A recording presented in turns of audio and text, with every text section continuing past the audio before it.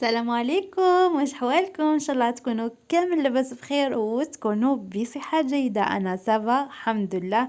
واش حوالكم على الاجواء هذه الشتويه؟ الحمد لله يا ربي على النعمه هذه اللي عطاها لنا ربي. اللهم غيث نافع. اليوم جيت وجبت معايا وصفه تاع المسكوتشو بمقادير مضبوطه كامل، راح ينجح لكم، راح يجيكم ولا اروع. بنا مش نورمال يا بعدا محبين القهوة تتقهووا به. بنا مش نورمال.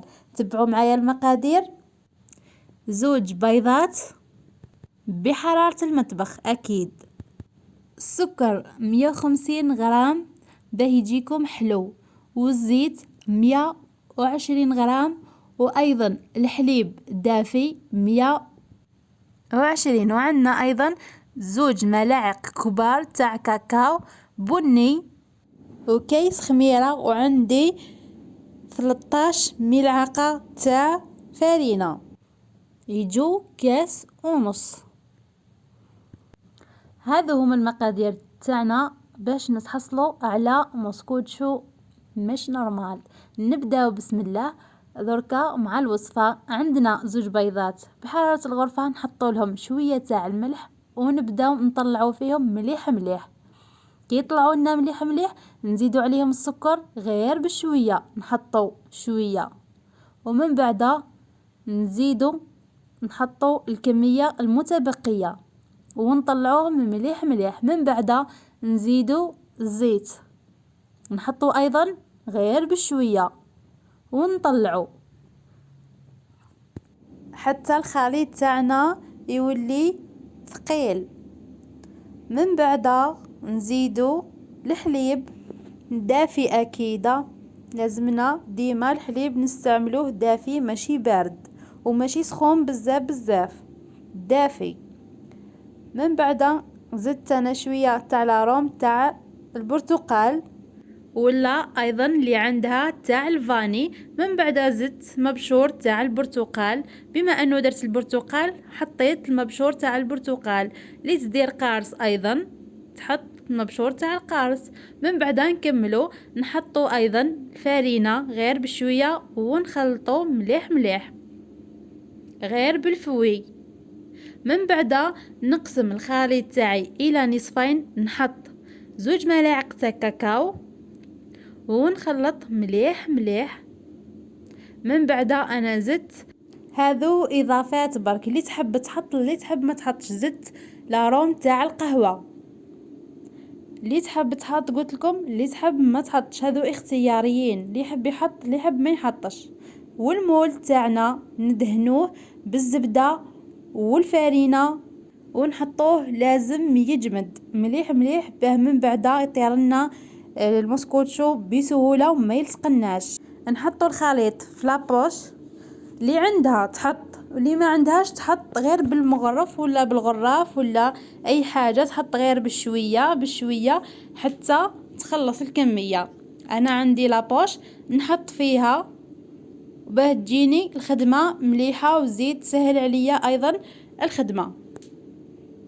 نحطوا الكميه الاولى ونزيد الكميه الثانيه حتى نخلصوا كامل الخليط تاعنا.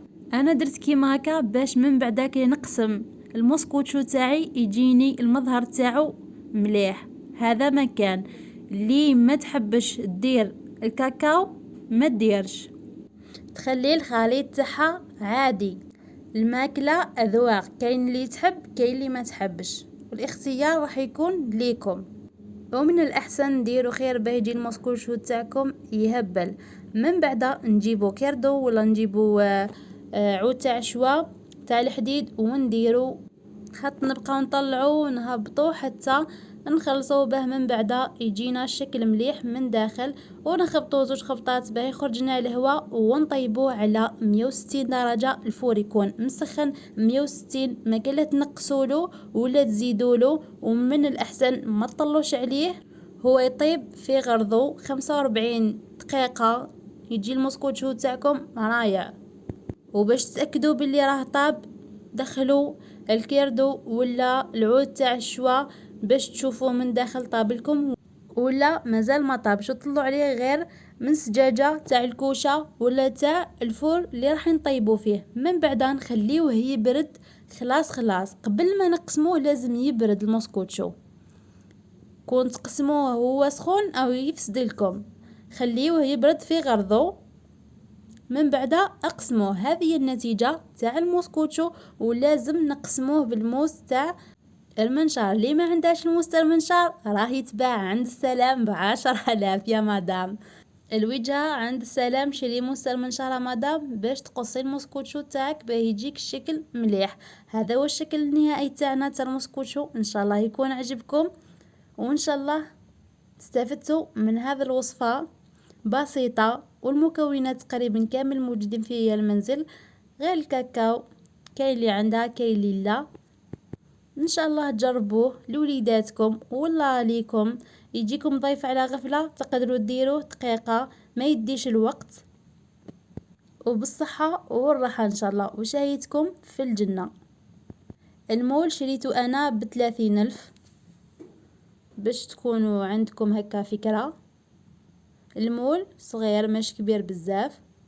الديكور في الاخير كيما تحبي، عندك شيكولا والمكسرات محمصين مليح ديريهم. هذيك تاع الضيف كي يجيك على غفلة خبي شوي مكسرات وشيكولا وديريهولو يجي رايع مع الحليب ولا مع الجي. يجي يهبل.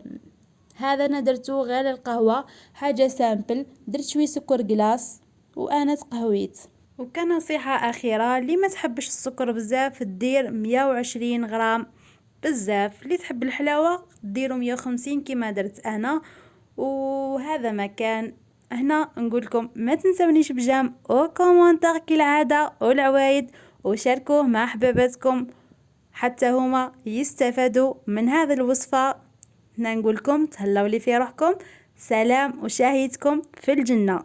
نتلاقاو مع وصفة جديدة، أكلة ولا حاجة حلوة باش نحليو بيها. هنا نقولكم سلام.